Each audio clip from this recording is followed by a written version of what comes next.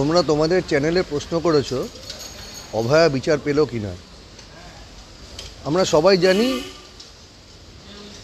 যে আমাদের স্বার্থপরতা, আমাদের ভীরুতা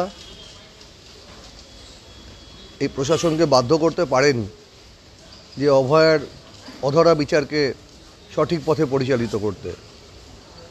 সে কি রাজ্যের প্রশাসন হোক কি কেন্দ্রের প্রশাসন, মানুষের স্বতঃস্ফূর্ত দাবি, রাতের পর রাত জাগা, দুর্বার আন্দোলন, কোনো কিছুই প্রশাসনকে বাধ্য করতে পারেনি। আমরা লজ্জিত। পৃথিবীর তথাকথিত দাবি করা বৃহত্তর গণতন্ত্র একটি মেয়ের অন্যায়ের বিরুদ্ধে যে জেহাদ, সেই জেহাদকে সঠিক পথে পরিচালিত করতে সহায়তা করতে পারেনি। আমরা যারা নিজেদেরকে সভ্য মনে করি, আমরা যারা নিজেদেরকে শিক্ষিত মনে করি, আমাদের লজ্জা হওয়া উচিত যে প্রশাসনকে আমরা বাধ্য করতে পারলাম না।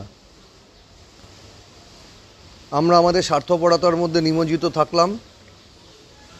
আমরা আমাদের ডেইলি যে রুটিন, সেই রুটিন লাইফে আবার সব কিছু ভুলে রুটিন লাইফে সামিল হলাম। এই বদ্ধভূমিতে দাঁড়িয়ে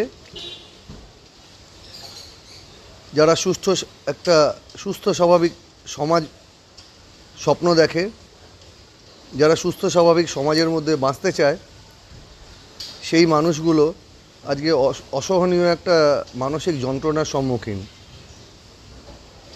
আমার তাই সমাজের সর্বস্তরের মানুষের কাছে আহ্বান যে অভয়ার অবিচারের 1 বছর পূর্তি উপলক্ষে আসুন আমরা আবার সবাই নতুন করে পথে নামি।